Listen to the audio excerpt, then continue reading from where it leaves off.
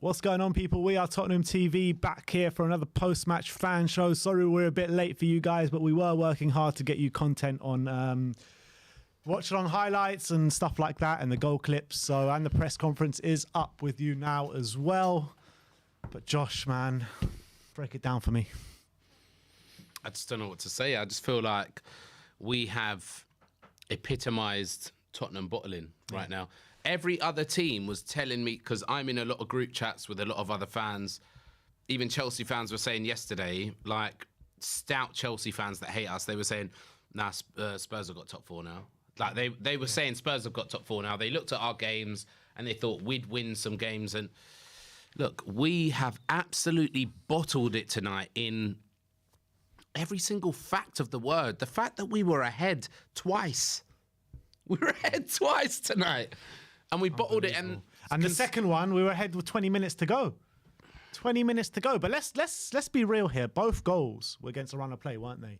Southampton completely outplayed us today for the majority of the game, barring about 5-10 minutes. Yeah, 100%. We were outfought. Hassan Hootel did a number on Conte today. You gotta say I told you he was a good coach before the game, didn't I? I said that, yeah. He did a number on Conte. They tactically outdid us today. Yeah, they 100%. Really did. They really did. Yeah, just every kind of medium that you can use to measure it, they absolutely battered us today. You can't even complain. There's no referee decisions to get upset about. There's no... Only the ones against us. I mean, disallowed goals, but they were yeah, definitely offside. Yeah, both of them. We scored 2 offside goals. I almost forgot about that. But you know, like, if Reguilon puts that chance away in the first minute, do you think that sets the tone for the game and it could have been a much different game? I don't think that was the first minute, was it? I think that was like about 15. It was 0-0. Yeah. But yeah, definitely. I think that like that is that moment where like you know we were talking about the Arsenal game where they scored against the run of play. That is that moment for us. Yeah. Reguilon's got to be putting that away. Reguilon has been poor for the past 5-6 games. I'd say. I kind of agree. I think he has been better than what we have on the other side, but I don't think he's been any better than Sessegnon. I think like he's got the record in the Premier League right now for most crosses in the box or something like that. I heard him talking about that. How many of these crosses are successful? I mean, his crossing has been woeful. Yeah, and woeful. He put one good cross in today. It's probably a bad stat comparing to his assists. Like if you've got the most crosses into the box, you should have close to the most assists from a fullback, and he doesn't. So yeah, I'd say I don't even know where to go from here, to be honest. What is it about Southampton now? 2 games we've had them, both under Conte. Yeah. And they've outplayed us in both games. Yeah, they have. Hassan Hootel's had it every single time. Like, outplayed us in every respect that you can think of. Like, we can't even pass the ball out from the back against them. This is a different team to the team that faced Brighton, I feel like. It feels like it, doesn't it? But then again, maybe Brighton just weren't up to it. But then we got to look at it this way as well. Like, yes, Southampton have outplayed us both games, but barring the Chelsea games, which obviously we got outplayed in each and every one of those, we haven't been outplayed by anyone else, have we? No, apart from today, I'd say. Southampton twice. Southampton and Chelsea are the only 2 teams that have outplayed us under Conte. Yeah, that's true. Yeah. So does that give you any sort of hope? Not really, because how long do you hold on to that for? That's one of those stats or one of those things that you hold on to in the first 5-10 games. Like, we're deep into Conte now. We need to be, like, putting in performances and getting results. We can't be, like, thinking, oh, it's only Chelsea that have outplayed us, or it's only Southampton or whatever. Do you know what I mean? And when we don't play well, we have to be getting the result as well. Yeah, because under Poch, we used to do that. Exactly. Even if we didn't play well, we'd nick it. Do you know what I mean? So... But anyway, I think it's time to start hearing what people out there have to say. I think it's going to be a lot of Tottenham therapy tonight. And let's get on to Scotty D. Scotty, how are we doing today, mate? Yes, very Scotty. Well, boys. How are we doing? You right, Josh? From back in the day. How you doing? 1 second, Scotty. You're a bit low. I think we've got the audio a bit funny here, Scott. God, Scott, I can hear you now. How you doing? Yeah, very well. How are we, boys? Right? Yeah, struggling to get through it, to be honest. Going through the motions today, but... That's why we're so late. I didn't even want to start. It's difficult, isn't it? I was listening to you boys just then and talking about being outplayed and stuff. And look at the the 2 wins that we've had prior to this, Leicester and Watford, last minute, 96th, 97th, and is it a papering over the cracks job? But the thing is, with that, That's Scotty, 4 points there. I get you, but I would say, especially that Leicester game, we deserved that win. Yeah, we definitely outplayed that Leicester. win. Yeah. And I thought for the 90 minutes, we did what Southampton did to us today to Leicester. But it's about putting the ball in the back of the net at the right time, isn't it? Of course. And the Reguilon chance comes after, I think it was Che Adams who should have scored within the first couple of minutes. I think you were talking about. Today was a loss, yeah? No 2 ways about it. We lost the game from being in front, but if you look at it over 90 minutes, we could have scraped a point if you take it on like face value. But aside from that, there wasn't enough for me to warrant 3 points.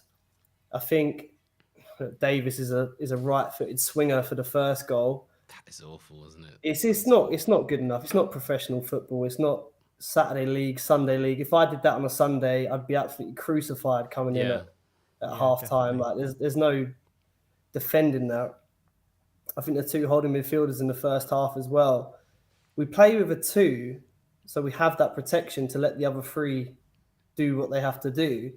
But they're both stepping out. They're stepping to like players in the, like 10, 15 yards outside the edge of the box where they've got no right to be there. And neither of them have got the instinct to cut out a pass. There's no interceptions. They're stepping in there to try and put a tackle in. I think the heart's in the right place. I just don't think the end product from either of those 2 tonight was good enough, especially in that first half. We came out, obviously they got a rocket at half time from Conte, but there wasn't enough in that first half to warrant us taking anything from that game.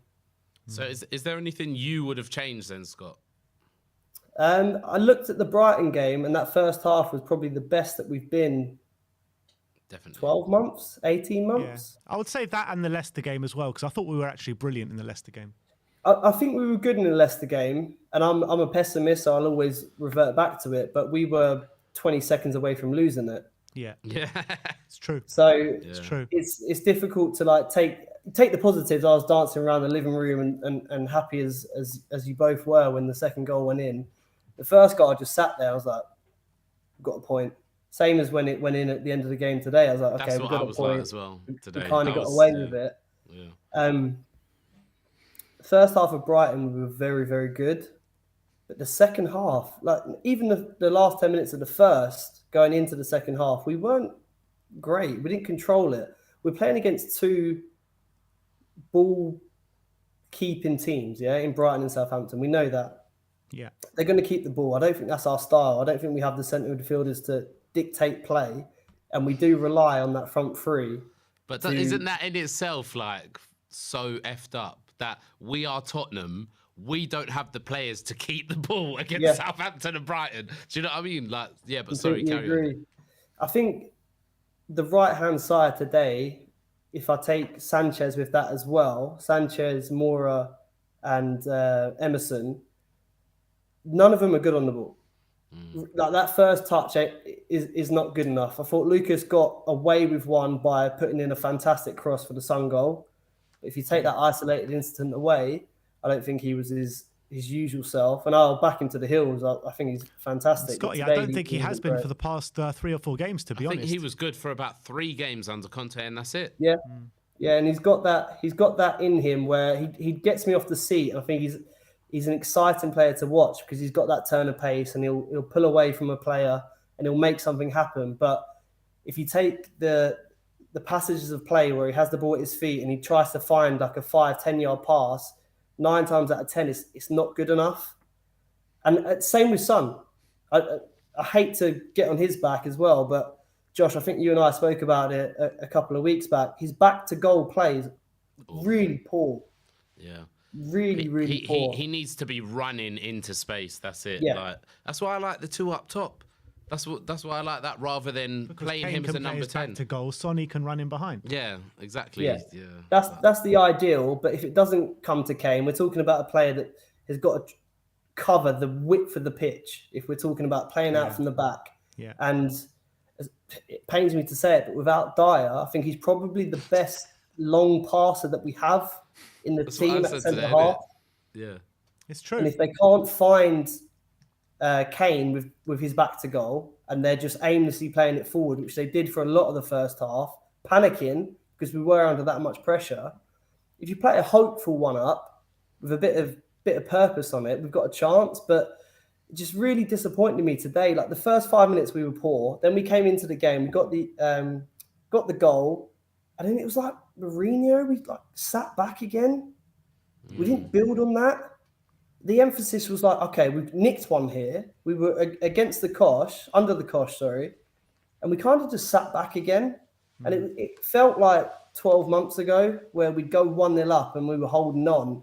And we all know what happened there. Ultimately, we conceded in the last 10 minutes. And it kind of had that vibe about it again. Second half, we came out and we were good. And again, we got the goal.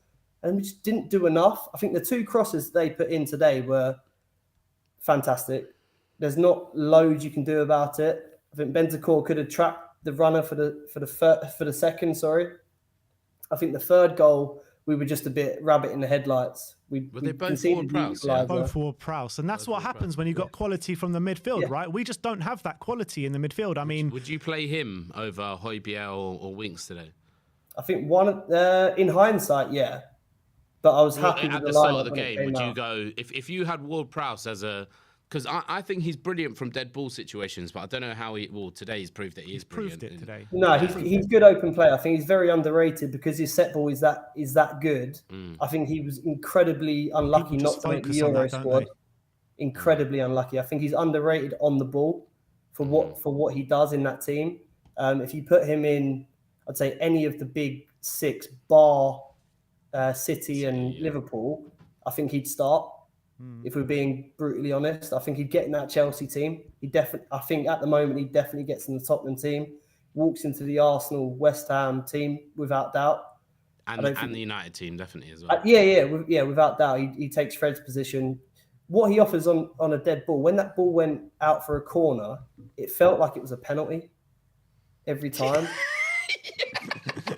That sinking feeling you get when the ball goes out. It's so true, though. It's so true. Yeah. I'm never an advocate of an out-swinging corner, but when he had it on that opposite side to what his favoured is, I was looking at it, I was like, we're in trouble because Lloris does come flapping. He comes and very rarely catches. One of them today. No, he hasn't been that bad this season. But he's been better. He's been better this season. But today he was back to that old like flapping. I wouldn't say consistently. I remember one where he completely flapped. But I was very impressed with Lloris on a whole today. I think he kept us in the game. No, but there were then times where he could have come out and caught it, and he didn't. Do you know what I mean? Because he was scared. Of his game. That's definitely a trait of Lloris's game. I don't think that's left him at all. And you got Fraser Forster in the opposite net, who's 6'6", 6'7", and it's a lot easier to come and get him. Lloris tries to come out, but the intent isn't to catch the ball ever. It's to punch it, isn't it? It's to punch it or palm it or push it away, and that with that kind of set piece, with the pace and the whip that Ward-Prowse puts on it, I think left us quite vulnerable.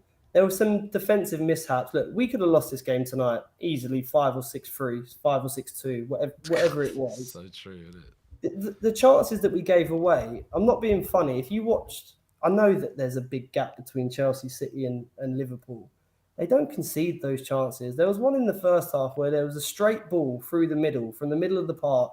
I think Romero ran into Sanchez. Sanchez ended up on his backside. Romero's trying to cover, and Boja from Liverpool sliced it up, scuffed it wide. The first chance in the first couple of minutes should have been put away. That was the Shea Adams. Was that the Shea Adams one? Where he one of the centre forwards. Sorry, I think it was Shea Adams actually. Yeah, in the first minute. Yeah. No, that was the first minute where the ball over the top, where we had a warning and Lloris made himself big, but it was one that he dragged wide. Right. Probably. No, that was Brocha. That was Brocha. Oh, that one was. See, Brocha, there's so many chances. Yeah. We're getting exactly. But we had our chances as well today. Not the kind of chances that as many as Southampton have. Southampton also completely outplayed us. But when you're saying that Southampton could have scored 6 today, we could have scored 4 or 5. You know what I mean? We still lose the game. We still lose the game. Yeah, I completely agree with that. And we deserve to lose the game. Losing 3-2 or losing 6-5, it makes no ends. Today and Sunday was a massive opportunity to put real pressure not even real pressure to pull away To from put that ourselves top in pole four position. situation. So what's There your was thoughts 6 on top points on the four now, table to be Scotty? had. What's your thoughts on it? On what, sorry? Top 4. Top 4 now, honestly. We've made it really difficult. Really Well, what was your difficult. opinion before the game today on top 4? Well, it's one of those, isn't it? It's the age-old question of like points on the board versus games in hand. And we were 4 points off top 4 with 4 games in hand.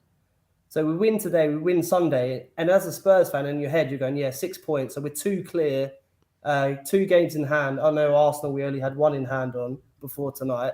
But now we're behind them on merit. And that's really difficult to take because I don't think we've been that bad. But I go back to what I said at the start. A lot of it feels Watford, 96th minute. We didn't play well at all. We were awful. Leicester, yes, okay, we got the win, but again, 95 and 97. So that's 4 points we've picked up post 95 minutes in the last 3 games. And we were trying Chelsea to do it today, weren't we? Yeah, but Scotty, how many times did we do that under Pochettino? Big win points in the last minute of games. I mean, that happened time and time again under Poch. Doesn't it show a never say die attitude? That's fantastic. And when we scored that equaliser, I was like, okay, a little bit of a get out of jail free card here. But my first thought was, okay, that's 7 points we've gained post 93, 94 minutes. You can't sustain a top 4 push with that kind of output. You can't. It has to be done. It has to be settled. We're a better team than Southampton. We are. Defensively. They've outplayed us twice. But they've outplayed us twice. I think we dropped 2 points there. I think we were a bit on the away game, I mean. I think we were a bit unlucky with a couple of decisions, but I think that swings and roundabouts. There's plenty I can pull up that Spurs have got away with in that regard. I just feel like we let the ball drop today, big time. We came out first 5 minutes, and it was like watching City play Brentford. I didn't watch that game, but I assume that they were all over it. So true. You wouldn't be able to tell who was the team pushing for Champions League and who was the team that finished 16th last season. You'd have, well, you'd think it was Southampton. Yeah. Scott, where do you place this blame though? Like, is it certain? Not that we have to place blame. Oh, something's happened with the. Oh, No, it's all good. Yeah. Today, who's that on? Do you think Conte set us up right? Do you think he picked the team right? Do you think that it was just the players that he picked that didn't perform what he wanted? Like, what went wrong today? So, first 10, we weren't good at all. That can happen. We were caught on the hop, a little bit cold, fine. Then we started finding our rhythm. Reguilon's got to score. Yeah. Done. He was happy to hit the target, but for a left back, I'm not going to hold him up to a cross to that and say, you got to do better. He's hit the target. Fraser Forster's, like I say, a man mountain, saved it. We then got our goal, which was a fantastic team goal. Same as the second one, really. But we sat back. It's a Tottenham mentality, isn't it? Do you think that's instruction? Or do you think that we just I think once a team's out there and playing, I know how loud Conte is. We've all heard him, but you've also got 60,000 fans shouting as well. There's not a lot that can really change mid-half, I don't think. I think it was just a mentality thing where we scored the goal against a run of play, and then we went, oh shit, we've got ourselves into a position where we don't deserve to be. So let's hold that. Instead of going for the jugular and going for the second, third, whatever it was by half time, we sat back. So we scored on 18 and then conceded by 23rd. And it was quite evident. Look, it's a massive mistake from Davies. He is prone to that, unfortunately. 9 times out of 10, he's a 6.5, 7 out of 10. But he does have that in him. And then we just couldn't clear our lines. And Brozier is a composed finisher.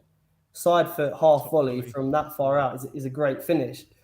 And then the second 2 goals are fantastic crosses. I know it's James Ward-Prowse, but you watch him play 10 games, or maybe 5 games, I don't think he's putting in 2 better balls than he did for that. Of course. I don't think Of course, it has to happen against Tottenham Hotspur, obviously. Every time against Tottenham. That was Ericsson-esque, though, wasn't it? That you see those crosses. That was like Ericsson Deli crosses. That's like, Ericsson Deli against Chelsea at home, That's 2017. exactly what I had in my mind. Yeah, like the half crosses, in the half spaces, Yeah. Yeah. But to hit those first That's what Eriksen's time, going to do for us look, next season. amazing. let's take away the Tottenham glasses for a second. Appreciate those crosses that any other day of the week you'd be like, wow. Mate, Yeah. They're on the I want money. more They're on a Prowse this summer. He sixpence. just signed a new contract, didn't he? Has he just signed a new I think contract? so, at the beginning of the season or something. He's too good for He's Southampton. 26. Yeah, he's 26 years old. I would have him tomorrow unless we got Eriksen back. I mean, I know that's a nostalgia signing. There's been talk of it. Conte's come out and said his piece. He's a part of Tottenham. He's a part of Tottenham's story. He'd have him back. I'd have either tomorrow, to be honest with you. And I think they do fit quite nicely into that because, like I said earlier, I think he's quite underrated in what he does aside from the set pieces and the crosses. I think he links it up quite well. He could bulk up a bit. He's maybe a bit slight, but on the whole, that's a fantastic player. That's a standout player in that team who are, as we've seen today, a very good outfit. Yeah, look, I completely agree with you. Definitely. Just one question before you go. Ward-Prowse for 50 million or Eriksen for free? Depends what we do with the 50 million we don't spend on Ward-Prowse. In Levy's back pocket, Tottenham probably. answer. Yeah, exactly. It's going on a cinema, Scotty. Yeah, exactly. If we go out and spend 25 on Jed Spence from Forest, well, from Borough, he's on loan from Borough, isn't he? Then maybe. I think the right back's a massive issue, to be honest. Yeah. But Eriksen nostalgia.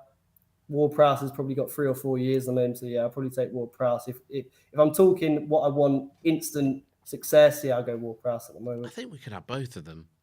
Like, I have honestly both of think them, this yeah. summer we could drop 40 million and have both of them. I don't think Ward-Prowse would cost 50. The thing with Eriksen, people said when he down tools, blah, blah, blah, he was still running the most in that team. Yeah. Yeah, he Still was. doing 10, 11K. Yeah. Every game. Like his quality obviously dipped in that last 6 months, and that's why we did get rid in Jan.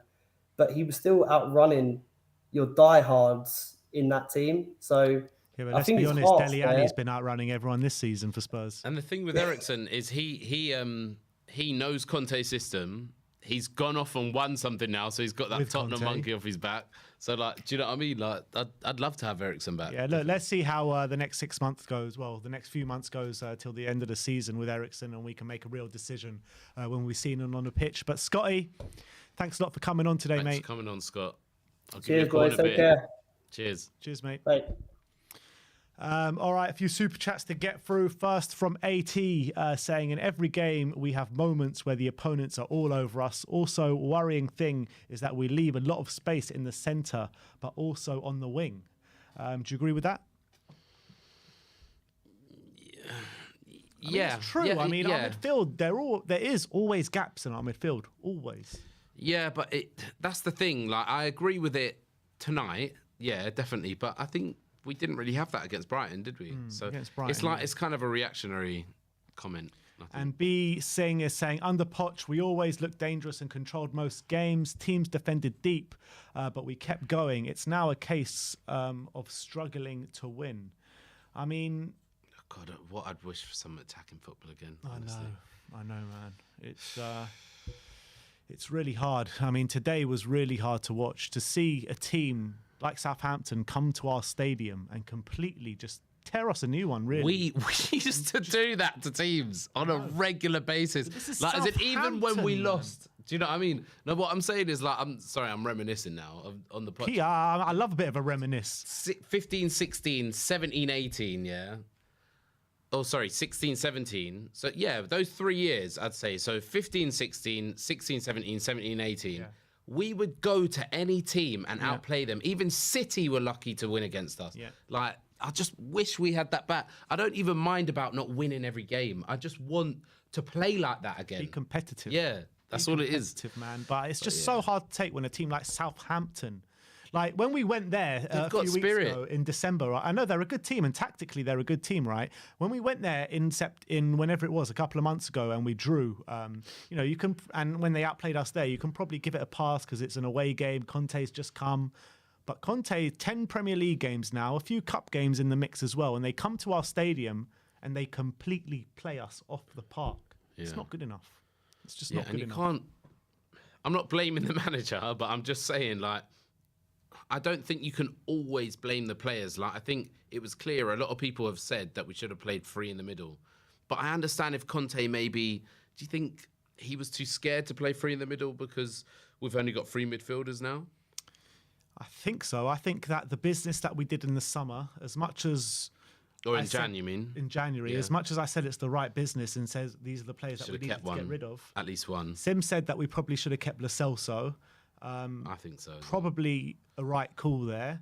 Because we've left ourselves too short in terms of playing different kind of systems. We're too predictable now to play that same system every week. Yeah. But anyway, let's keep going. Let's get Brains on. Brains. You kept my seat warm today. Say again? Did you keep my seat warm today? I did. Took a long steamy dump on it after that game. Yeah, I'm looking forward to getting back there then. Oh man, that was Jesus Christ. That the feeling of that goal being chucked off. You know, me and Sim and jumping around. Sai came, jumped down. It was like we're all like so fucking stoked, and then he, like VAR does it again. Yeah. Just can't take those moments, man. Just can't take those moments. They're so hard. To be honest, Brains, I didn't even really celebrate that goal that much, did I? Because it was a. Check the watch along highlights. Yeah. I don't think I did because it wasn't a winning goal, was it? No, so it's like, why are we even celebrating? Yeah. Do you know what I mean? But anyway, sorry, carry on, Brains. Well, I had the feeling like if we could get that, you know, you never know. Like Bergwijn's come on the pitch. And he scores 2 goals in 2 minutes. Yeah. Maybe he gets, exactly. Josh is saying he's not going to score 2 goals again, and then he gets it out like, but nah. But we made like some really nice movements. It's just, you know what? Like the big problem today was in the first half, you could see it. The midfield was just dead, just not getting to balls. Højbjerg, like I've defended Højbjerg in the comments, you know, on this channel for a while now. And his performances have just dropped steadily. And today he was just so off the pace. Like balls were just getting away from him, trying to clear the ball, looking like he can't even kick the ball right. You know, like making rash decisions every time the ball came near him. Like just take a touch. What are you doing every time? Just kicking the ball away. It was so unlike him. And then the other side is you got Winks just went right back into that dreadful Winks performance. When Bentancur came in, it made it look like they're both under 14 players. Yeah. That's how the level between Bentancur to any other like midfielder we have is so vast. It's unbelievable. Mm-hmm. Brains, like, he was the real only positive from today, wasn't he?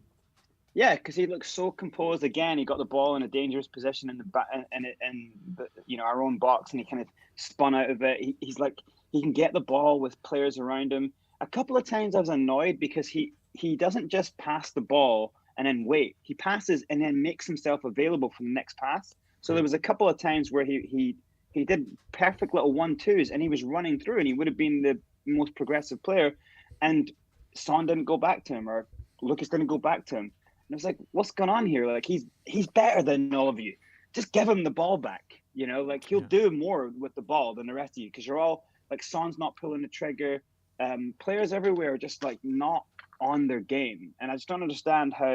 I mean, the Brighton game, I didn't think we looked that good anyway. I thought Kane looked amazing, you know, and I thought like Bentancur when he came in looked amazing. But we would never have lost that Basuma goal if we had any form of good players on the right side of the pitch. Like, so we've got this huge problem every game that you go. Like last week, I was right there in the front row with Sai, and it's devastating to watch how bad Royale reads the game. It's unbelievable. Like you're watching, you can see like you could fit a ship in the space between him and the person he's marking. It's unbelievable, you know. And I was showing Sim. I was like, Sim, look at this, look, and it's like Sim was saying he must be getting told to do this. Because you couldn't be that bad and play in a professional team. And that's what I'm saying. Like, I genuinely think he might be the worst wing back I've ever seen in my life. I've never seen someone give players so much space and then not know what to do with. I think he is. We've got the two worst in history. Yeah. Doherty's a close second worst of all time. And that's our backup. 1 and 2, 1. defenders ever. You'll never sing that, Brains. Brains. What was it? Was it a personnel issue? Was it a tactical issue? Was it we got outfought today? What was the real crux of the issue today? It's hard to say that it's a tactical thing because, like, at some point, some of these players are going to have to like man up and grow some balls and actually play good football. Like Winks, he's given Winks he's trying to give him the confidence of saying, "Look, I'm not just going to bring a player in and he's going to take your spot, right?" And he's trying to show him respect. So show me respect back and play well. And Winks has just shat all over that respect. He's just taken that respect and just crumbled it up and thrown it back in his face. Winks never starts in this team again. Like Bentancur has to replace him. I am 100% with Brains that. Do you know what? I don't know if it was you that said this in the group chat, Brains. Was it you? But someone said, wait until, or it might have actually been Tobes that I was speaking to actually. He said, wait until after the January window for all these players that we are saying, oh, look how well they're doing. Winks, Dyer, Davis. He said, wait until after the January window. And what Brains has just said there is so true. Look, after the January window, Winks, look, he looks awful again. He's gone right back. And it's like, so you could say, like, okay, well, tactically, Winks is only really going to do well when he's the kind of, in a little triangle of midfielders where he's the progressive player. And it's like, but we're not playing that system, though, so we have to change everything to get Winks in the team because he can't be in it playing a double pivot. What kind of midfielder worth his salt can't play in a double pivot? Every time Winks was so slow to the ball. There was the dude that had the left foot shot that hit the crossbar. No one shut him down. It was like, all right, dude, here, why don't you have a free shot? We're roll on up, folks. Have some free shots. It was like unbelievable. He had no awareness of space. But the funniest thing for me was like Bentancur's face, like when he just plays the ball. He comes on. He's done a couple of really nice things. You can see you can tell other players around him just want to give the ball to him straight away because he's now the only player that's got any composure in our team other than like Kane. So Bentancur turns and like gives the ball to Winks, and Winks slips and it pulls a Gerrard and the dude just gets in and like should score. You see like Bentancur's face, like, well, I'm not doing that again. Like I'm not passing the ball to that gimp. Like I'm never passing that guy the ball again. Like Winks is so bad when he's anywhere in the kind of register role, anywhere in the back as a holding defensive midfielder. Winks it doesn't have the strength to do it. He's not a strong footballer. Play him in a kind of cam, maybe play him up trying to, because he's got some decent passes. But then if we're not playing that way, then don't play Winks. I think he just can't take anyone getting in his face. If someone allows him to pass, someone gives him some time on the ball, he'll look a decent player. Like Brighton gave him some time on the ball when we were facing Liverpool, and he looked really good. Like, who did they have in midfield again? If he gets pressed, he buckles under the pressure. Exactly, yeah. And so does Højbjerg as well. Højbjerg pass. Not every single time. I actually think, in my opinion, I know you lot, I don't know if you agree with this, both of you, but I think actually Højbjerg was worse than Winks today. And do you know what? Conte agreed with me because he took him off. So he was, yeah. Højbjerg was having such a stinker. He might have like kind of did the pass, the kind of the assist to get the goal, but he was just out of it. Like the amount of times, like, and the crowd are ranting every time he does something so. Like he just won't take a touch on the ball. Like the ball's coming down, and he like smashes it away rather than just take the like. People are screaming, take a touch, hold the ball. Like you're a holding midfielder. You're supposed to take the ball, calmly distribute it, and he couldn't do that at all today. He was a little bit better when he was in the attacking phase, but that's not your job, And I also think that's like, like when you're through football, you create partnerships, right? So, Romero is not really that great if he has shit either side of him. He's a great player and he was brilliant, but he looks like he gets exposed when he's got shit either side of him. He's 23 years old as well, Brains. You've got to remember, we can't have him as our leader of our back line. He's 23 years old. We're missing Dyer and Skip massively, aren't we? Even some of our best players, we're at that age, we're missing more centre backs. Like yeah. Sorry, Brains, you're breaking up there. Players who can come in because Sorry, yeah, we're missing more players who can just come in and just be better, like quality players. You know, we definitely have like a huge gap in quality. You know what I mean? So like, I think with Højbjerg, when he's lining up against in midfield with Winks, I think neither of them are going to be confident of working together like that. They both seem like they're just. It's a double pivot. You have to be able to talk clearly to each other, and they don't have. At one point, they're shouting at each other. You know, Winks is shouting at Sanchez. Winks is saying, "Come." Sanchez is saying, "You have to block." You know, like they're shouting at each other. It's like there's no communication. It's at one point for about 10, 15 minutes, it was just an utter shambles. Yeah. It was so alarming to watch. If I was Conte, I'd be going, what is wrong with these dudes? They just played the other day. What am I watching here? How has everything gone to shit? You know what I mean? I'll tell you what, how many chances have we given teams in the last two games from down our like right side? You know, they're left. Mate. Absolutely. Scott pulled that up, didn't he? Scott's the previous person that called in. He said the right side, that Mora, Sanchez, and Emerson. I think it's something we've known for a long time, though. But season, really. Look, you're kind of like saying, "Oh, Conte would look at the team and think, oh, what happened to you?" Lot? I'm sorry, he has to take some responsibility today. We all called for, well, us in the studio anyway. We called for changes at half-time, changes to our tactics, changes, like we wanted 3 in midfield, or we wanted something else.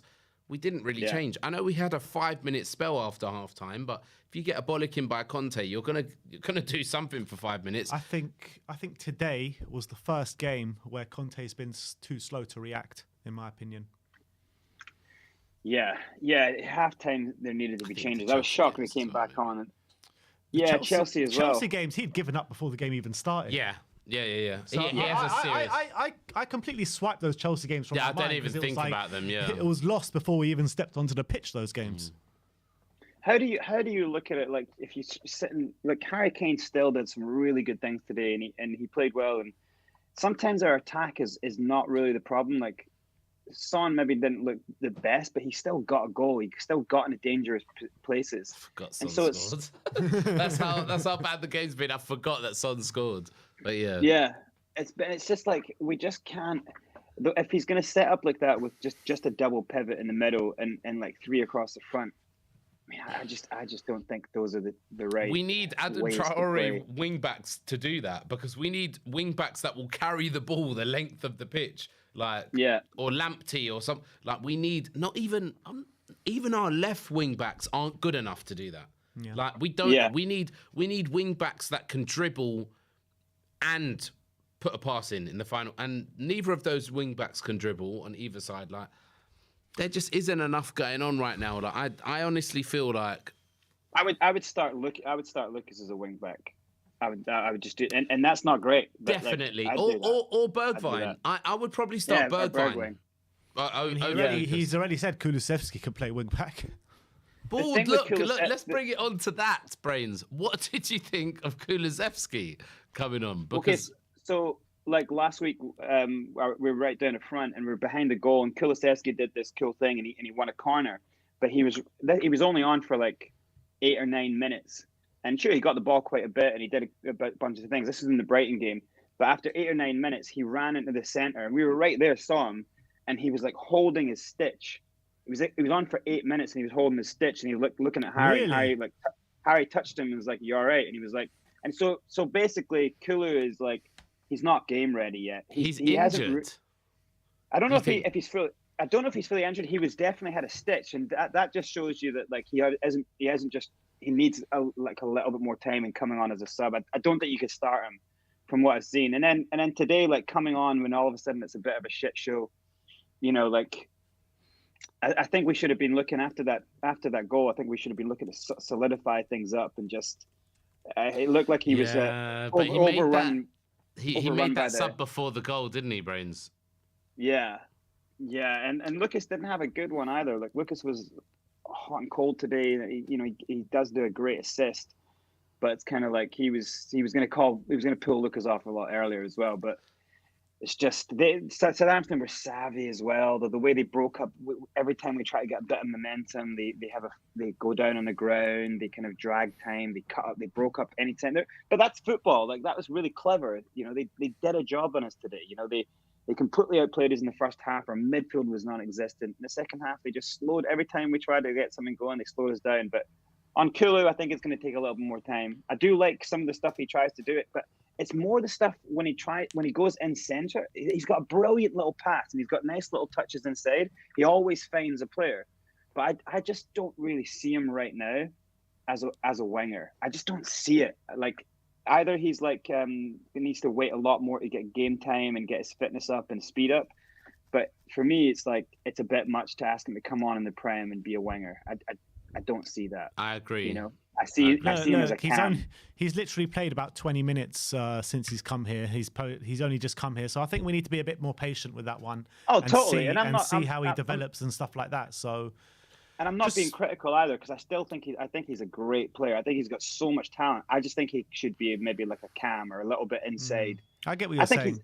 Yeah, do you know what I mean? I think, but he's got all the skill and all the talent in the world, and he does have speed as well. I just think it's a bit much throwing him into these big games like this just now. You know, like we need to build him up a little games, bit. The dizzying heights of Southampton at home. I think that he would be he'll be good from the right, but only against teams that we're actually dominating.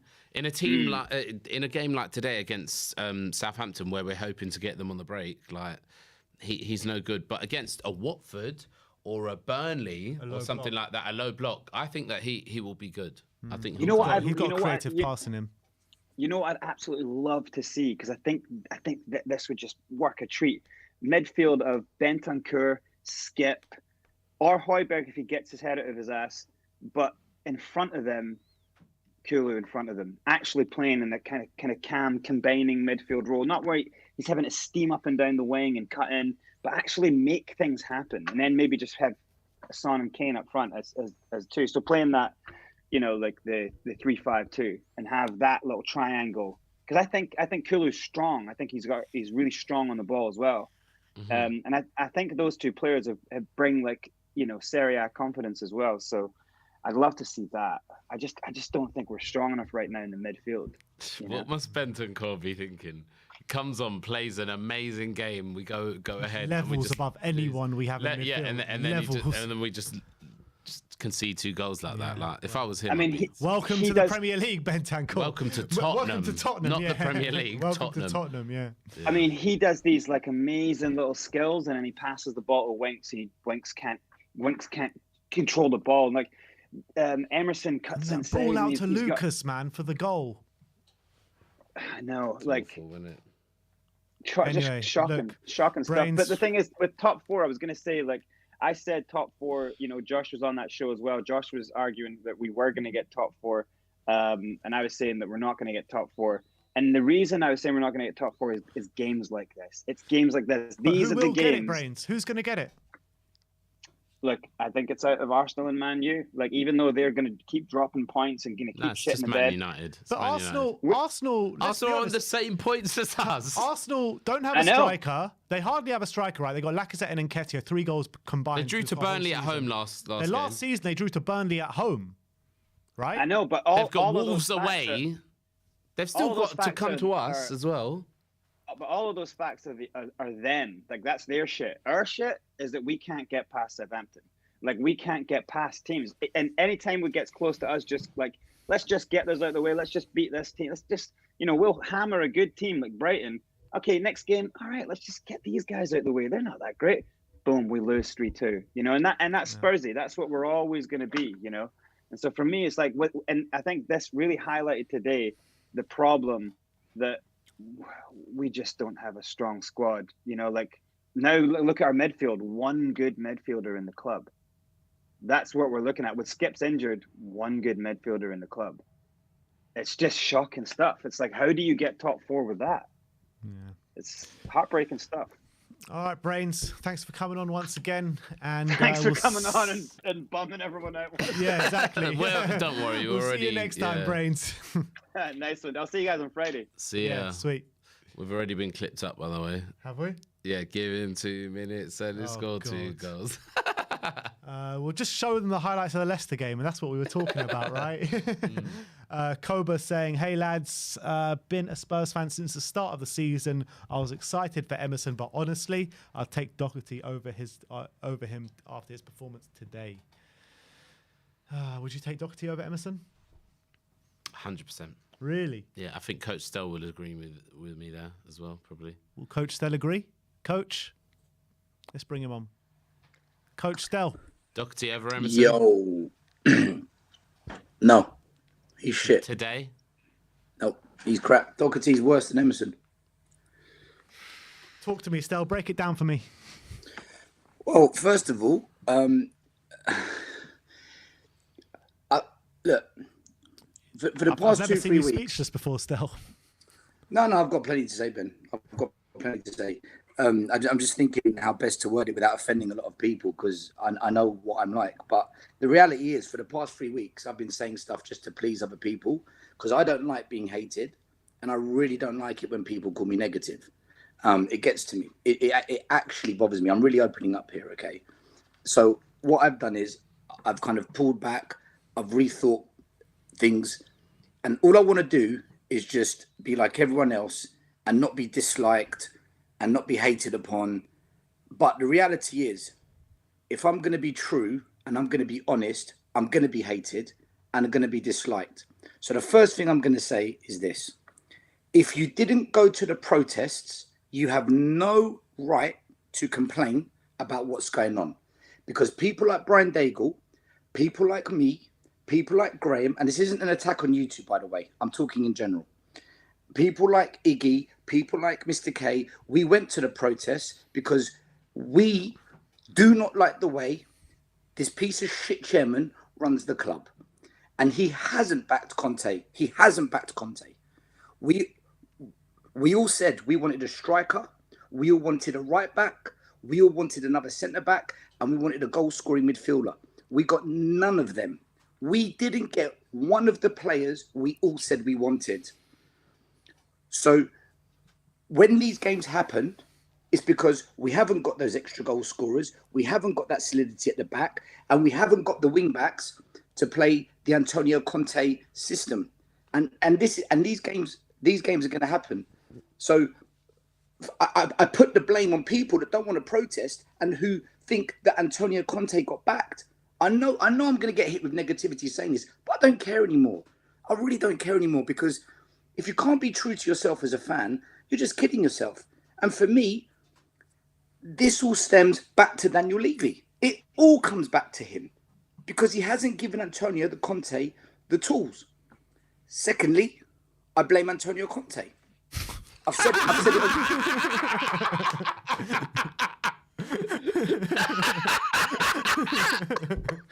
Go on, Stell, carry on. Stell was carry on, just Stell. 1 in a million, isn't he? Best. It's like, sorry. I do blame Antonio Conte, because if I bet Levy, you agree with me on this one. I bet I'll agree with you, sorry. If Levy doesn't give Antonio Conte the tools, then he needs to fucking walk. He needs to leave. But he chose to stay here. So if he chooses to stay here, he's accepting it, like all the fans that didn't go to the protest. And if he's going to accept it, he needs to change his tactics. I've said it on the tactics show 3 or 4 times, and I've said it many a time when I've called in the morning shows.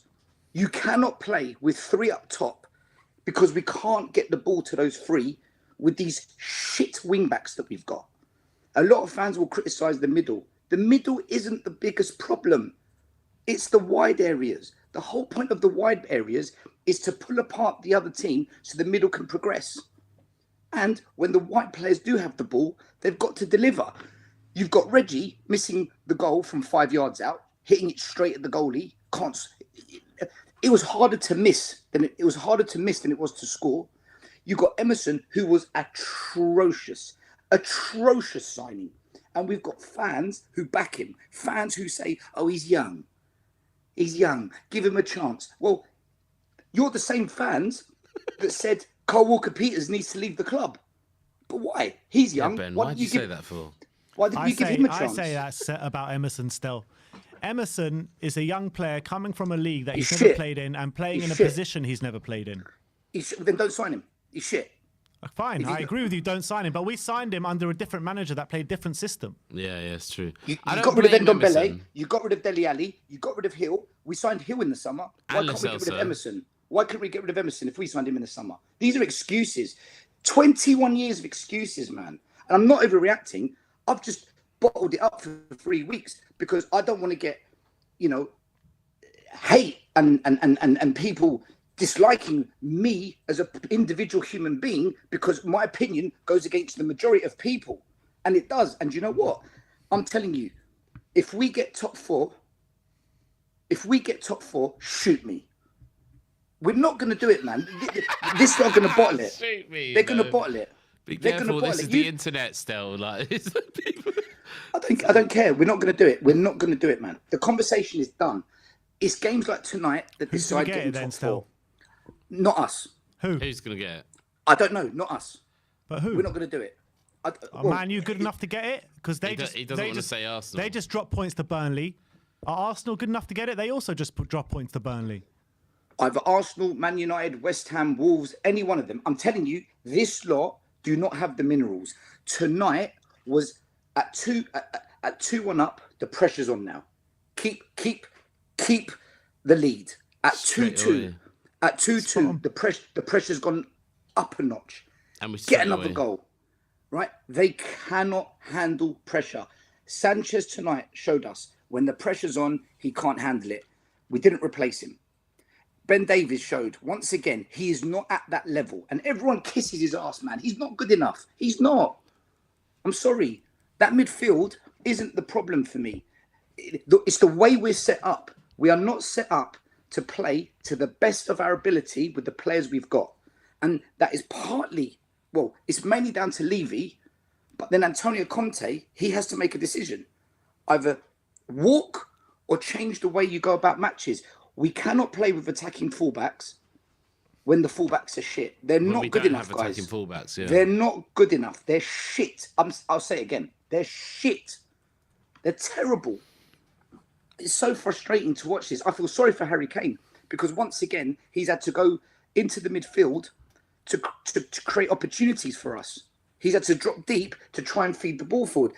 People that criticise Son need to get off his back because if it wasn't for Son, we're not scoring any goals. Like, we're scoring no goals. Son is the only person right now who every single week will score goals for us. He comes back from being injured for like a month, and in 2 games he scored 3 goals. So everyone needs to get off Son's back. He's doing the best he can in a team that is, in my opinion, above average. Harry Kane has to drop into the midfield in order to help supply the ball to the front three. And then, this team needs a massive overhaul. And fans that keep saying, oh, wait till the summer, the big spend in the summer. If we don't get top 4, there is no big spend. That fraud, Daniel Levy, that absolute fraudulent chairman will not back this guy in the summer if we don't get top 4. I guarantee it. I'm calling it now. It's not going to happen. He's going to go anyway still. Whether Levy comes with £150 million war chest, which we all know he won't, Conte will go if we do not get top 4. I'm 100% sure of that. Are you not? No, I'm not 100%. I'm 100% sure of that. That Conte will not be here, and Kane will be pushing for a move, and everything will fall apart if we do not get top 4. Which I don't think we are going to get top 4. I think Kane will push for the move, and it could be a spiral from that. There could be a spiral. I don't think Conte wants to be here without Champions League football. He's not going to be able to attract. I understand that. But if Kane leaves, and if Daniel Levy lets Kane leave, then Conte will walk. I don't think it's Conte. I don't think Conte's decision is hinged on top 4. Once a whiff of that comes over, Conte will walk. But I think Kane's decision is hinged on top 4, and I think Conte will walk if Kane is sold. That's my opinion. There's no January window to fix it now. We've got what we've got, and Stell's 100% right. We did not back the manager. Oh, God, it's just like, what can we do now? He needs to start playing a 3-5-2. Stop this 3 up front shit. Play a 3-5-2. Who do you play in the middle with it in a 3-5-2? All 3 of them. Well, first of all, today, it's pretty evident. Bentancur's a player. Bentancur's a player. He came on, he changed the game. He completely swung it in our favour, and everyone around him fucked it up. Yeah. That first touch he did was unbelievable. That crossfield ball through the eye of a needle was insane. Yeah. He's quick passing. He's technically up there, he's got it. Down there, his footwork, he's got it. His movement, the speed he plays at. Mate, we've actually got a player on our hands. He looks the part. I hope I haven't jinxed him now, but he looks like he could be the real deal for us. He has to start. I've got to say this, Stel, yeah? Do you agree with this? The sooner Skip comes back, the better. We need Skip back. We badly need exactly Skip. what I was saying. I think that if there's one criticism of Conte, I'll say now, I think he's been extremely stuck in this 3-4-3 ways. Every time we've played 3-5-2, we've played better football than we have in the 3-4-3. And we rely less on the wing backs because we've got an extra midfielder that's making runs. Do you know what I mean? And it's like, that's the one thing I will say from here, that like we need to start. But Josh, right? This is the thing. When you bring in Antonio Conte, he comes with his way. So there's only two ways it works. Either you give the man the players he needs. You can't do that in January, still. Can't do that in January. No, we could have. Of course we could have. Why not? We can't get the players that he wants, like in January. Says who? Because nobody makes big signings in January. Like, we shouldn't have signed in mid-season. If Conte can only Josh, do what he needs to do with his system. Josh, I'm not making excuses for them. Man. They are. You are. No, I'm not. But who actually signs, overhauls a team in January? Who does that? No. I never said overhaul. We said, every Spurs fan, we need a second striker, a right back, a left-sided defensive mid, and a goal-scoring midfielder. Josh, we didn't sign one of those positions. One. So don't tell me that we've given him the players. That's my point I'm making, right? At the end of the day, when you have a man like Antonio Conte, there's only two ways it works. You either give him the players that he needs for his way, because you've brought him in to do it his way, or you get rid of him and you bring in a manager that can play to the best ability of the players we've got. If Hasenhüttl can get Southampton playing like that, and Graham Potter can get Brighton playing like that, then another manager, I'm not saying another manager will make us top four, by the way, but another manager will get us playing a different way that suits the players we've got. Even then, I don't think we'll be good enough. So whilst Conte's here, you have to back him. And in this window, I would say Bentancur was actually a good signing for us. Kulu, it's clear tonight, he's going to need 5-6 weeks to settle in. So, he's not really a signing. He's not really a signing until come April, maybe March if we're lucky. But everything else around, everything else that Conte needed, we haven't done, man. It's so frustrating. And I said it when the transfer window ended, and I said it in the WhatsApp group, and I said it to you, Ben, and when Sim was in the studio, I said it. We had a chance to do something in January and pull away from the pack. Instead, what we've done is, because the others didn't buy anybody, and I'm talking about the competition, we've put ourselves in a position where we get to stay in the conversation of top four. That's not good enough. That is not good enough. Not if we want to be something, really good under Antonio Conte. And tonight's result, we're going to have more of these results. Listen, don't be surprised, guys, if we go and beat Wolves, go to Man City and draw, and then lose to fucking Burnley away. That's the kind of shit that's going to happen. But I also think similar things might happen to Arsenal and Man United, because they drew to Burnley last night. But do we have what it takes? We've just got to hope that we stay in touching distance. But doesn't that mean what you just said? Doesn't that mean we're in the top four race? No, because why not? When push comes to shove, Ben, and the temperature turns, and we've got to win that game, we will fuck it up. because And so that will the same others. No.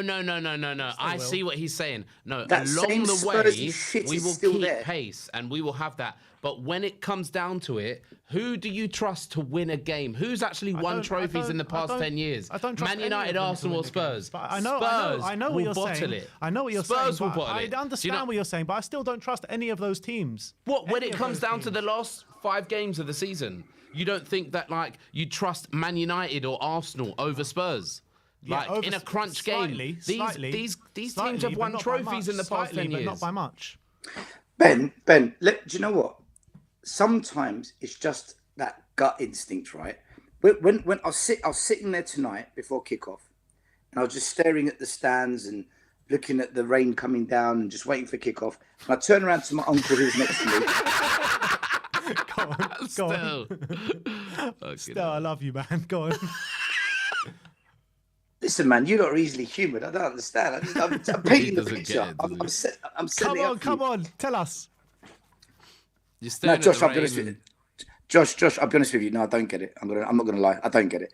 But I was sitting there staring, looking around, just trying to soak up the atmosphere for the night. And I turned around to my uncle and I said to him, "Do you know what? There's something in the air tonight. I can just feel something tonight." And I thought that something might be for us, like some crazy game, like Leicester City all over again. But what I saw was the opposite.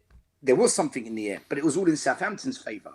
And it's just that you know that feeling at the end of a game like that, where in your stomach you're like, it's happened again. It's happened again. And that feeling, it hasn't gone away this season. And it's still there. And you know what? That's why I don't think we're going to get top 4, guys. Because you get a bit of hope. You watch the Brighton game, you think, do you know what? I really thought Brighton would do really well against us. I really thought Brighton would do well against us. And we dominated them. They had a patch in the second half where they were all over us, but we rode it, the mentality, and we won the game. And I thought, maybe, we've got rid of these players that are toxic. We've brought in some cool heads. The mentality's right. Maybe this is something fresh. This and is then our you worst get loss, probably, and under Conte now. And then you go and follow it up with that. That hasn't changed at Tottenham. It's still there. Guess what it is as well? 2 losses in 2 games, Premier League. And as long as these players, Doherty, Emerson, Reggie, Sanchez, Davies, I don't want to say Højbjerg because he is a good player. He's just in bad form. How long's he been in bad form, though, still? When do you say bad form isn't? He needs to be dropped. That's what needs to happen. He needs to be dropped. I haven't seen him be really good. Like, even that Leicester game where people were singing his praises, he was good in the last 10 minutes. Like, where he made that tackle and then he put 2 good passes together. I thought he was good in the Brighton game as well, Højbjerg. Listen, Josh, that's why I thought he needs to be. was. That's why he needs. That's why he needs to be dropped. Right? When you're not playing well, drop the player. He's a squad player for me. He's not a starter for me. Yeah. He's a squad player. But he is a good player underneath that. He's just in a shit patch at the moment. So drop him. That's what you're supposed to do. So we've got Bentancur. Clearly, start Bentancur, right? But there's too many players in this team that don't have what it takes to get this over the line. Guys, let's be honest. Let's be really honest. Against Leicester, we deserved to beat them overall, but we got lucky in the end. We got fucking lucky in the end to win it. But we deserved it. If you look at the game as a whole, we deserved to win it. But tonight, we didn't deserve jack shit. Southampton outclassed us, outplayed us. I know we had chances, but so did they. And really, this game should have finished like 6-5 to Southampton. Yeah. I just sat there and I'm thinking, look at these players. I don't even know half of them. I don't even know this guy who scored the goal for them. And they were just playing so well. They were playing so well. And I'm thinking, we can't play like that. These players can't play like that. How? And it just goes to show they're not good enough. And as a Spurs fan, as fans, should I say, it's hard to admit it. It's hard to admit to say our players aren't good enough. They're not. In my view, I think there's too many players that are still shit at this club They'll work hard. They'll give everything they've got. They'll die for the shirt. But when it comes down to it, they're crap. They're not at the level of a top 4 team. All right, Stel. We're going to have to move on because we've got a lot of guests still waiting. Yeah, listen, guys, great show tonight, man. Keep it up. There's never any hard feelings from me. But if I don't say it as it is, I just can't take it. No, I just want to let you know, just before you go, you're having a lot of love in the comments today. Yeah. So we all love God you, bless Stel. you all, man. We all love you, Stel, God even bless if you you all. are a bit negative. Fuck you. I don't, Stel. Big up, Stel. I don't like you, Stel. I don't like you. Everyone else can love you, but I don't like you. Get to the back of the queue, Josh. There's a long queue. See you later, Stel. Joking. Big up, Stel. Always great hearing his views. And to be honest, he is very, he's spot on in a lot of things he's saying tonight. Andrew Pickamore saying a lot of money spent, but very badly, which is spot on. Jonas Ha is just giving a super chat without any comments, so thank you very much for that. Franco Rod is saying Bentancur did more in 20 minutes than Winks and Højbjerg did the whole time in there. We need Bentancur and Skip as a pivot, and then we need a cam. Yeah, but I mean, look, I do think Bentancur and Skip is probably the best 2 to move forward with, if it is a 2. No, but we're saying that because we've seen Højbjerg be shit. We've seen Winks be shit. Yeah, but we would have said this before the game. No, I wouldn't have said that. No, What would you have said before the everyone game? was saying Højbjerg and Bentancur. That's what everyone was saying. Yeah. Everyone, yeah. Yeah, so like no one was saying Skip and Bentancur. But everyone's only saying Højbjerg and Bentancur. First of all, because Skip's injured, and second of all, because No, people were rating Højbjerg over Skip. He before. seems no, because the way I see it with me and Tim, the way we have our conversations, he always puts Højbjerg in there because he thinks that Højbjerg is the most trusted by Conte, not because he prefers him there. It's because Conte prefers him there, and Conte sees him as the most trustworthy person, and that's what it seems like with the selections that he's made since he's come here. Yeah, That's what it is. Well, look, I would have that, but look, Skip's not going to be here for the foreseeable. I reckon Conte said 10 days. What have we got? 3 games in this next 10 days or something like that. So like he's not going to be here for a while. I think we just need to play 3-5-2. That's what I'd say. All right. But We've yeah. been going for an hour and 20 minutes. I only think we've got through about 3 or 4 guests. I mean, and the next one I am sure is going to be a blockbuster one, and that is Mr. Brian Daigle. Brian? Good evening, people. How are we doing? You're trying to hide a smile there, Brian. Why are you so happy, Daigle? I'm happy because I'm back on the show, mate. It's been a while since after the protest. He looks really fresh, doesn't he? He does He look looks fresh, like Mate, he's... you know what? It's amazing after having to put all your fucking energy into a parasite and try to do everything to get that parasite removed. When you say, do you know what? I've neglected my family and my nephews and my niece, and what really matters, I'm going to take a huge step back and just spend some time with them. What we'll do for you. And then you get to watch the shower of shit that we got to see tonight. Yeah. What's there to say? I mean, I'm going to try, do you know what? I'm going to try and make this as anti me going for the regular, let's go for the jugular and call the man a parasite a billion times, which he is.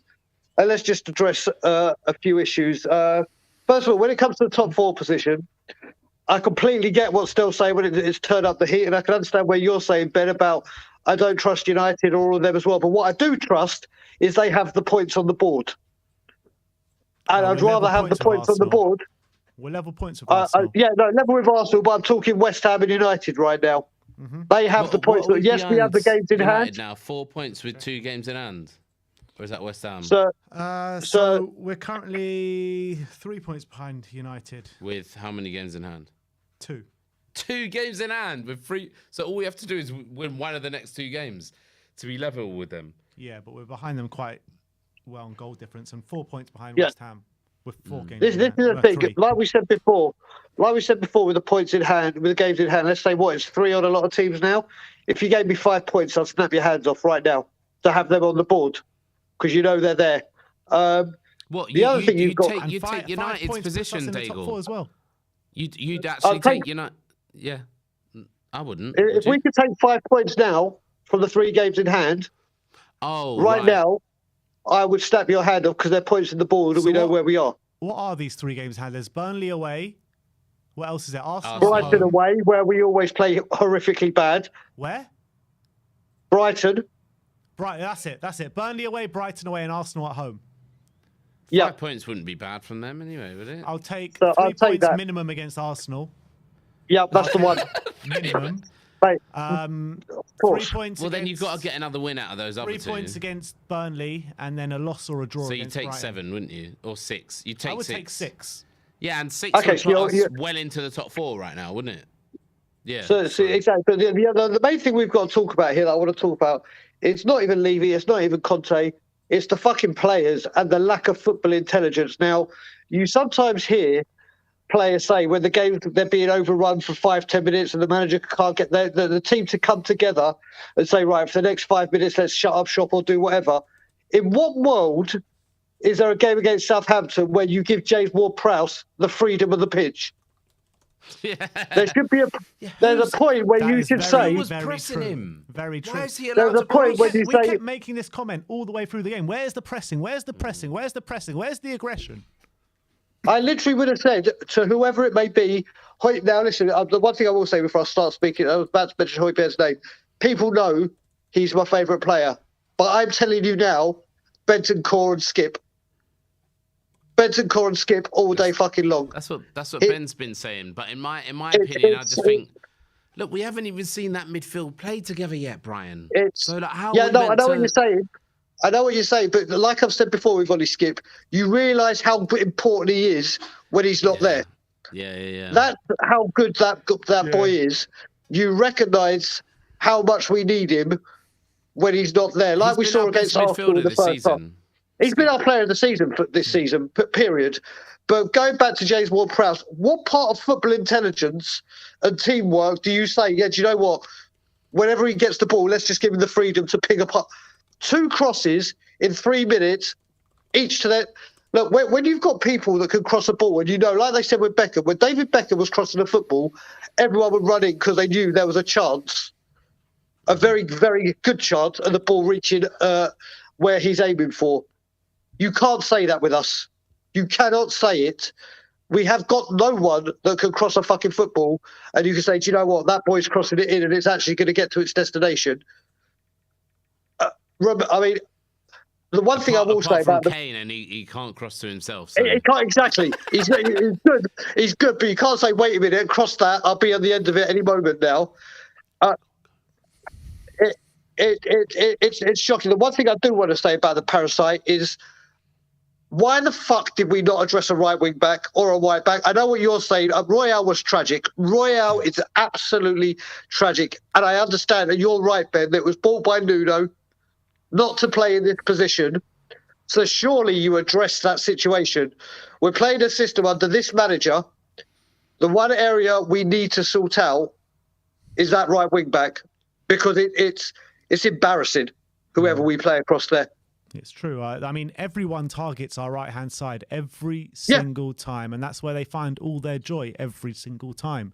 And it's no coincidence, is it? It's no coincidence. Exactly. You know what I mean? Like I said all window long. I started off, sorry, let's change that. At the beginning, I was like, Dusan Vlahovic. That's the only player. We need a striker. Then as we were getting more and more in the window, and I could see that we weren't beating the low block, like creative midfielder. But then a lot of people were right as well, where they kept saying in comments and everything that a creative attacking midfielder isn't really in Conte's kind of mantra and the way he sets out. Yeah. But what is a huge part of it are the wing backs that need to be that creation or creativity. And we've got Emerson or Doherty. Yeah. In what world does that say? I was about to say, and that's why I kept going mad in the transfer window. We needed a right back, and that's why I only give it a 5 or 6 out of 10, whatever I gave it. That's why a right wing back, if they would have come in, would have made the world of difference to us from now to the end of the season. But guess what I've realised today as well? We don't just need a right wing back. We need a left wing back as well. Oh, regular, mate. Do you know what? It actually gets to the point where I hope Madrid take him back. It's getting to that point. I don't think he's that bad. No, I don't think he's that bad. But I just think, I don't think he's cut out to be a. Do you not think maybe we're just getting a bit too emotional because we've lost the game today? I mean, it is the first like bad loss we've had under Conte. Oh no, Apart you're from right the on that Chelsea- note, Ben. apart You're right from on the that two note. Ben. Chelsea games, you mean? If we we all thought we were going to lose that game. if we go back to it from the second half of last season, Reguilon was abysmal, right, especially right near the end. Yeah, but he's had a good season this year, hasn't he? Then he started off great again at the beginning of the season. Then picked up an injury and went missing, and Sessegnon came through. That's understandable. He had a great game against Leicester. When we and Simeon were there, he looked revitalised. He looked refreshed. He really looked like he was coming back. But do you know what? I saw a thing today where we passed it. It was in the second half where we passed the ball out wide to him, and it was him versus a Southampton defender, and we bought him for this blistering pace, and he couldn't even outpace the Southampton fullback. And it's like, we bought you for this searing pace and creativity, and he's now getting on the left wing and cutting in and passing it back. Now, whether that's an instruction from the manager or it's something he's doing because he just seems to have lost that spark in the attacking third. Defensively, he's doing okay. Going forward, which was his main threat, he's just not performing. Like, he should have buried that today, shouldn't he? Should have buried that. Oh, that was, like Stel said, that was harder. That was harder to miss than to score. Yeah, to be honest, I don't agree with that because I think the keeper does come out, make himself look big, and he's a big lad, this Fraser Forster. So yeah, Fraser Forster's a But he gives giant. the keeper time to come out. he does give. Look, He could have hit it first time obviously, straight he away. should have done a lot better, but it's not as easy as people are saying, is what I'm saying. No, okay. With that, you're kind of, maybe it's just like the exaggeration. It wasn't Like, oh an my god, open goal, but like that the is one Harry of the Red, best one-on-one situations you could have, I think. like Harry read that when he said Sandra would have scored that. Maybe it's been blown up in that kind of proportion. But yeah, I mean, it just goes to show again. Listen, that Benson Kern, like Stel said, looks like a real player, a real fight. When we signed him, I said I didn't know a lot about him, so I can't really comment. But for the impressions he's made, it looks positive. It looks positive, and it's a start. But we've been let down again. And it's just the same shit, different day when it comes to that, and it's going to continue to happen. Yeah. All right, Brian. Big up. Thanks, Brian. Thanks a lot for coming on today, mate. And I'll see you tomorrow, mate. I'll see you You tomorrow. will see me tomorrow. Ben, Hope do to me a see you soon, favour. Brian. Ben, do me a favour. If you get a chance on the drive home, Yeah. give me a call. Okay. I will. All right? I most All definitely will. Okay, please, brother. All right. I'm going to make All my right. exit I'll as speak to you well. later on. Guys, All right. always a Just pleasure. wait there for 1 second. Yeah. See you later, Brian. I just want to say thank you for coming in today, coming on the watch along. We'll see you very soon. Definitely. There is one more guest, so don't go anywhere. But Josh just needs to go, unfortunately. Yeah, So, the missus is having a go at me. She's probably watching right now, so Ellie, I'm coming home. Right. Honey, I'm home. See you later, man. All right, so there is one more guest left of the show today, and that is the Irish Hotspur. So let's bring him on. And yeah, he doesn't look very happy, just like the rest of us. But Dave, how's it going, man? I can't hear you. You're on mute. Yeah, I can hear you now. Okay. Yeah, look, I'm disappointed and upset like everybody else. Look, maybe I just want to apologise for maybe being a bit over positive in the pre-match pump up. Maybe I was a bit too optimistic, but you know, I really did think a big performance was brewing. Harry Kane was back in form. Sonny was back. Romero was playing well. Bentancur looked good against Brighton. And I really did have that feeling that a big performance was coming. But, you know, I wanted to try and put them Spursy feelings to the back of my mind. But today, they all just came back out again. But, look, I'm not going to pull the pin and throw the grenade in and turn it into a war zone where, you know, everything's all doom and gloom. Yes, we lost today. But let's not overreact here. I get it, we lost, but I mean, for me, the season's not over. It's nowhere near over yet. We still have a long way to go. So let's not all think the season is over just because of one loss today. Yeah, and that's exactly like the point I'm trying to make. Is like this is the first real, like proper disappointing performance and result that we've had under Conte. Yes, we've lost the Chelsea games and stuff like that, but everyone pretty much thought we had lost those before we stepped onto the pitch, let's be honest, especially with some of the injuries we had, especially in the Carabao Cup games. I mean, But this is the first major loss we've had under Conte. So do you not think that people should just be calming down just a little bit and looking at the bigger picture here? This is the first big loss we've had under Conte. No, 100%. Look, I think there is. Look, we're Spurs fans. Of course, we overreact. I mean, I'm probably guilty of it more than anybody, but I do think it's a bit of a real overreaction today. Look, it's one game. Don't get me wrong. I mean, it's a game we should be winning. You look at it, you want 3 points off that, because picking up these points makes the games against United, West Ham, and games like that a lot easier, because there won't be as much pressure on the games. You're not trying to chase points. You're already in the ascendancy, you know. So these points are crucial. And don't get me wrong, I'm as angry as everybody else, but for me, I just think it's an off day. I really do. When you look at, like, everybody was so poor today, everybody, and that for me is why I'm just putting it down to an extremely, extremely disgraceful day at the office. Just a bad day. Do you think that it was down to the players today, or do you think actually Conte might have got it wrong tactically?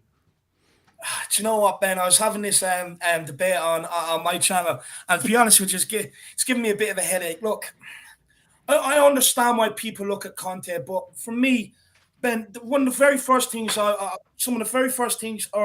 very first time I was on here, I was talking about some of these players and Winks, you know, Sanchez's and stuff like that, Doherty. Even though Doherty didn't play today, but they're just not at that level consistently that we need. Yes, they can come in and play a one-off game and stuff like that and look good, but they just don't have that consistency week in, week out for me to be able to push us to where we want to go. Look, everybody was poor today. I'm not going to single out any individuals. I think everybody was absolutely atrocious today out there. One.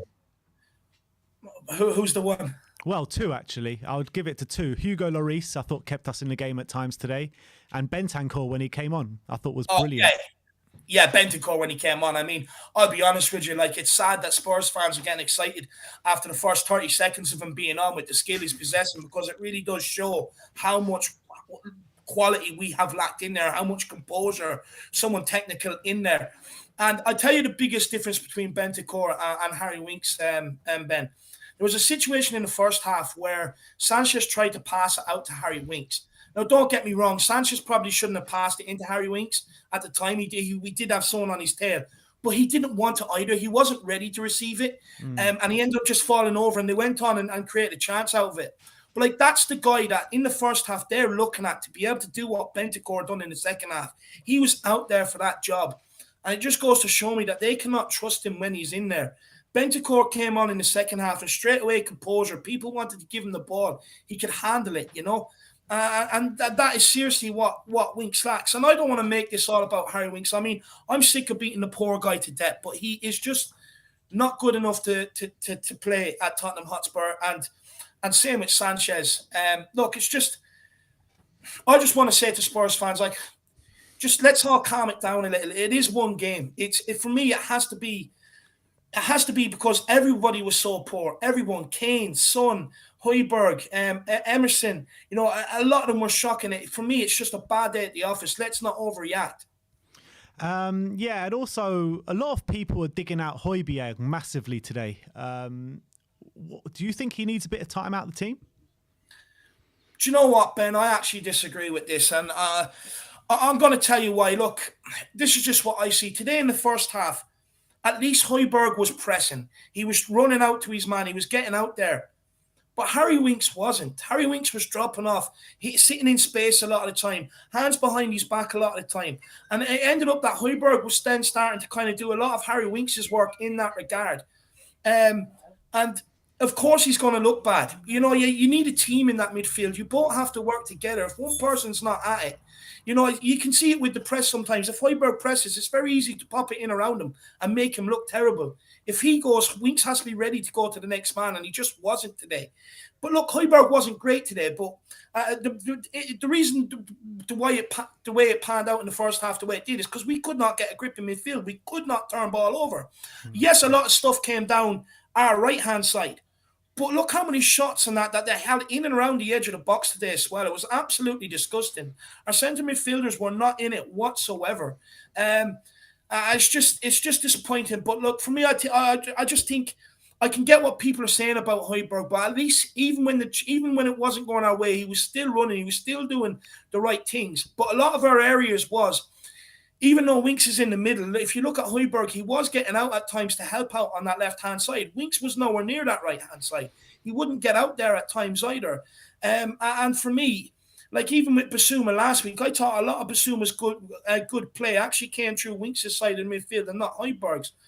And for me, when Bentancur came on and played beside Højbjerg against Brighton, even though it was 15 minutes, they still look good. They still look like a midfield partnership that could get a grip on the game, that can play well, that can be on top of the game.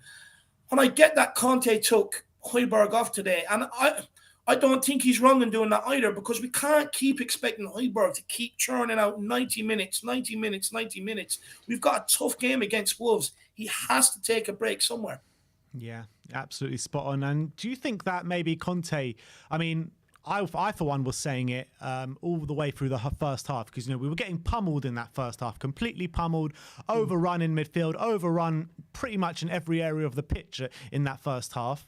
Why didn't he make changes at half time? Do you know what, Ben? This is one that's been weighing up in my mind. Me personally, you know what sort of guy I am. I would have made changes at halftime. 100% I would have. But like we know this a lot, that managers, they will bollock players at halftime, and the old famous speech is, you know, you've got 10 minutes to prove why I shouldn't take you off. And it worked for the first couple of minutes. I mean, we had a couple of chances inside the first couple of minutes of the first half, but then, like, you know, we even went 2-1 up, but we just crumbled again. It's like the pressure got to us and there was no fight. But do you know what?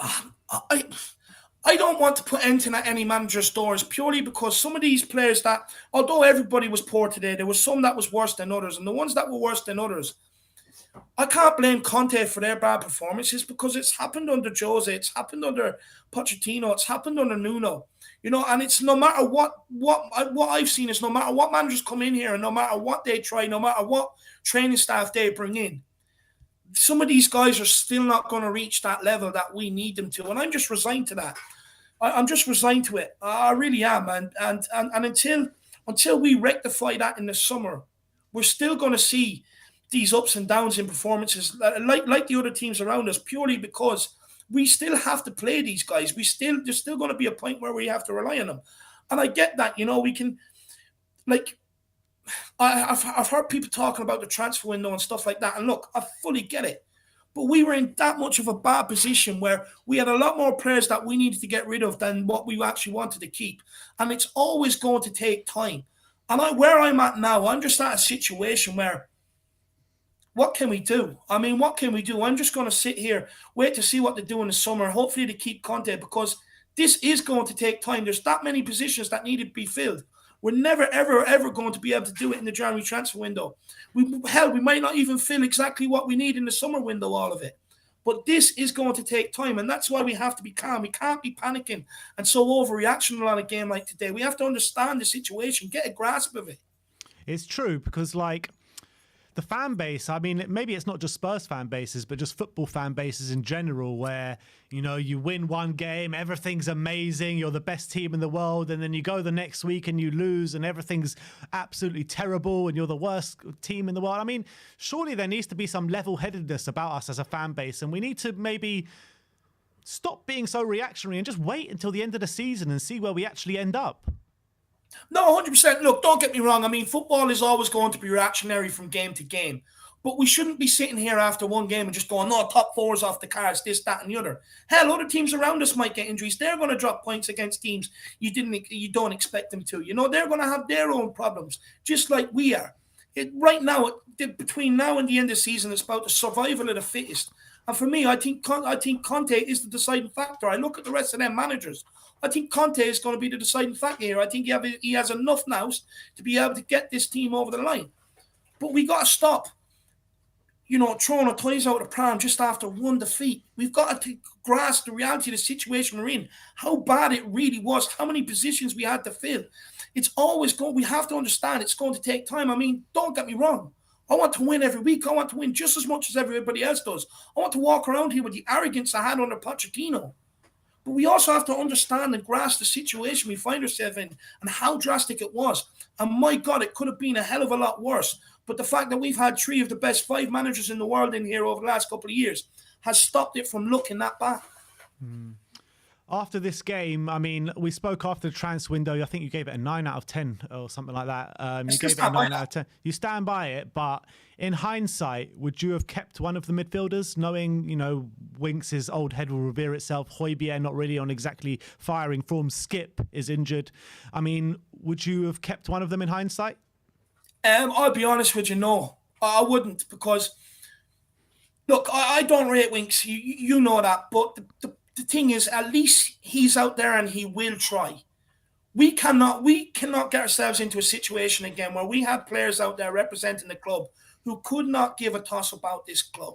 We cannot have that again. For me, and all 3 of them had to go for that reason. Look, Winks isn't good enough, but at least he tried, and that's why he stayed. But because our midfield areas really needed addressing, right back situations, we need more centre backs. A backup striker, more creativity in attacking areas and stuff like that. We're never, ever going to get all done in one window. And like I said before, rather than panic and do what Hitchin done, which was like bring in 7 players, right back, centre midfielder, centre back, but none of them are real quality. What I didn't want is us to put ourselves back in the same situation this January where we panicked and just brought in, players in other positions just to appease fans, even though they're not at the desired quality, because all you're doing is putting yourself back in the same position you started in that window. Yeah. And I still stand by, because it's such a hard window and it's only 1 month, and every deal you do is a knock-on effect. Whoever that club, whoever you're buying from, they have to replace that. And it's a knock-on, so on, so on, so on. It's always going to be a lot harder of a window to operate in and get exactly what you need. You can't overhaul your whole squad in a January transfer window. It's going to take time. The size of the situation, it was always going to take at least 3-4 windows under a Paratici and Conte regime to be able to fix this. Yeah, no, I agree. It will take a long time to fix the situation we're in, but I do feel that we could have brought in 1 or 2 more players in the window in positions that we desperately needed to make it, a much more successful window and to give us more of a fighting chance from now until the end of the season, especially a right wing back and a striker. No, look, 100%. I understand it. I mean, I would like a backup striker. I would like another right wing back in here, but it's kind of like, if the exact player that we want, that we've identified to be able to come in and be the man, if that is not available, I don't want second best. I don't want third best. I don't want fourth best. If it was a couple of loans in where, you're loaning them in and they're going like we did with Ndombele, loan them out, and you bring them in to see if they're good enough, I can accept that. But what I don't want us to do is throwing around cash and putting us in this back in the same position we just after getting ourselves out of through the January transfer window. Yeah. All right, Dave. Always great to chat to you. Always better after a win, to be honest. But I'll take it each way as they come. But Dave, thanks a lot for another great pre-match pump-up show today. Unfortunately, all the predictions never came in because everyone was so super confident on that fan show. It was unbelievable. No, look, I'd probably hold my hands up. Probably my fault. I probably am a bit deluded. But like I explained at the start, I had my reasons why I felt that way. But look, don't give up on me. Everybody get back in the next pre-match pump-up. You win together, you lose together. We have to stick by each other. Get back on the next pre-match pump-up. Keep supporting me. And at the end of the day, we dust ourselves down after today. Get out of bed tomorrow and pump your chest out. Because I'm going to keep saying this. Every other team in this league hates us. And they're waiting for us to be down to kick us. So if we're not going to represent ourselves with pride, no one else is. So let's not crumble to all these other Premier League fans that are circling like vultures ready to attack us and kick us while we're down. Get out tomorrow and get back on the positivity train behind this club. Come on, you Spurs. I'm not giving up yet. Top 4 is not over. I still believe we have a fair chance of getting there. Come on, you Spurs. In Conte we trust. Absolutely. And just before you go, actually, I just want to say that that we're going to take a break from the pre-match fan show this weekend because a certain someone is going to come and see the game with us. So going to be interesting to get content from inside the stadium with the one and only Irish Hotspurs. That's going to be good fun, isn't it? Yeah, I'm not sure whether a lot of it be camera worthy. It depends on how we play, to be honest with you, Ben. There could be a few extra swear words thrown in there for losing. But no, look, I will be there. I do apologise there is no pre-match pump-up. But rather than talk to me on screen, get down and meet me in person. I will be there for points beforehand.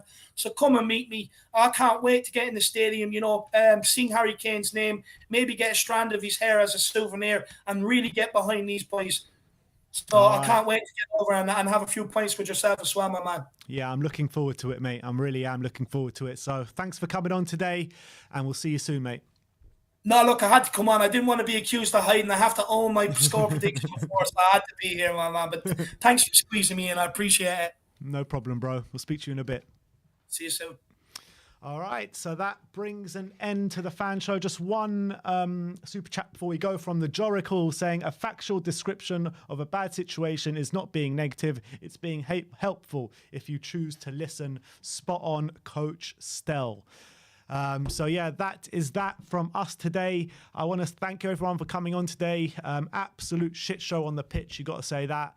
But let's hope for a better performance and better result this weekend in another massive game in the Premier League against Wolves. We'll see you all tomorrow where we'll delve even deeper into the game tonight with player ratings and 5 takeaways and all that kind of stuff coming your way tomorrow. So join us early in the morning for Good Morning Tottenham and we'll see you all there. Like, subscribe and comment. And as always, come on you Spurs.